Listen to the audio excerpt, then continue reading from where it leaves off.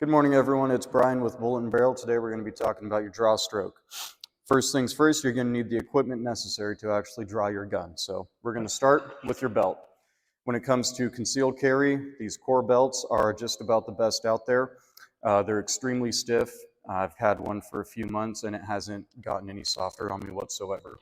They're real easy to set up. You simply remove the buckle, trim it to your waist size, reattach the buckle, and you're good to go. Best part is I also don't break the bank. They're less than 60 bucks for most of their rigs. If you're going on a more overt setting, then you're typically going to want an inner belt with Velcro on the outside, and then you get a matching outer belt with Velcro on the inside of it so that your belt will not shift around.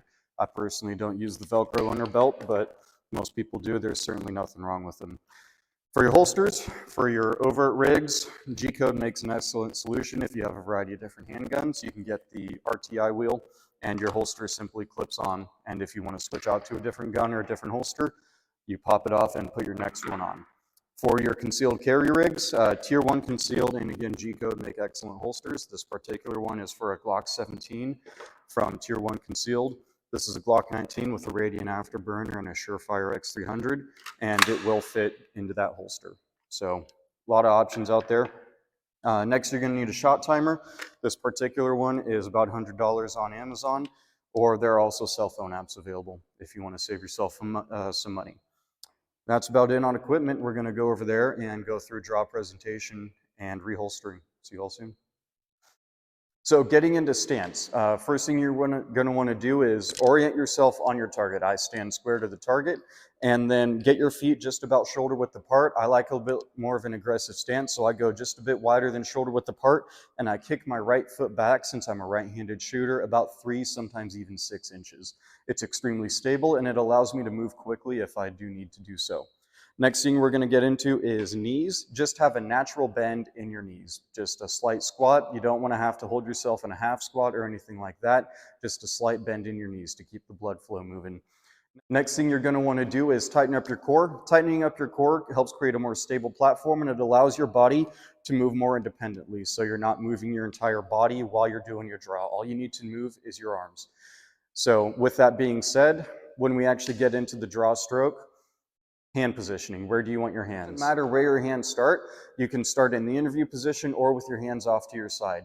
It doesn't change how your draw is going to go. So if I'm standing here in the interview position and I need to draw my gun, my right hand is immediately going to go to my gun while my left hand comes up to my torso right here.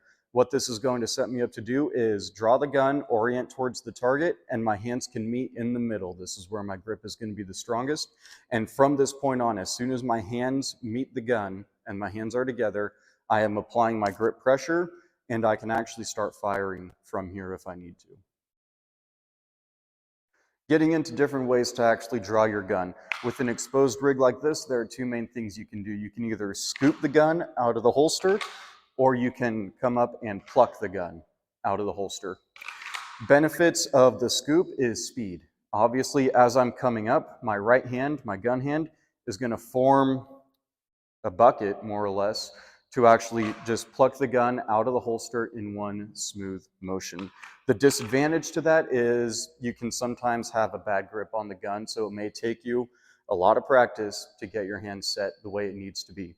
Certain holsters allow for it a lot better. This one, this Blade Tech holster, has a nice generous cut behind the trigger guard, so I can scoop the gun quickly if I want to.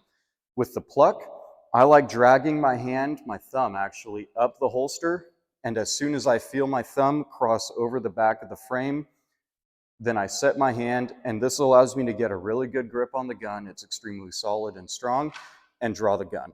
How's it going, everyone? I got Jeff here. He's going to be going over the concealed appendix carry portion of the Drawstroke class. So he's got his Glock 19 with the afterburner on and a Tier 1 concealed holster, and he's going to demonstrate this concealed carry draw. So the first step with that appendix carry draw is to prep your hand over the heel of your gun while starting to hold on to that garment so you can pull it up quickly. Next thing you're going to want to do is pull that garment up as high as you can. You want to exaggerate that movement because you want to remove any possible snag hazards. If you just pull your gun or pull your shirt up just over the back of your gun, you're going to introduce a problem. Your gun's going to get caught on your shirt. Next thing you can see, his thumb is behind the heel of his gun. So now that he has that garment up, he's going to show you the next step, which is the actual grip and draw of the gun. So while that gun is sitting in his holster, his right hand goes up and it wraps around the back of the gun, around the back plate. As he pulls the gun out, his right thumb comes around and it's immediately oriented on target. He's not pulling it up out of the holster while it's still pointing it down. As soon as that muzzle clears, it's oriented on the target. His left hand drops the garment and starts heading towards his gun so that he can immediately get the proper grip and presentation on target.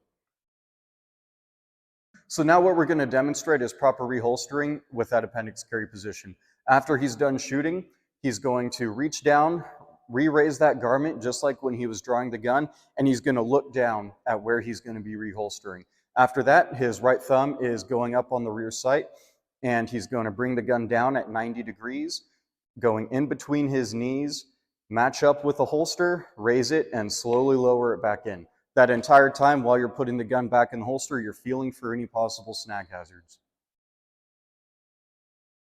Well, I want to thank everyone for sticking it out with this entire video.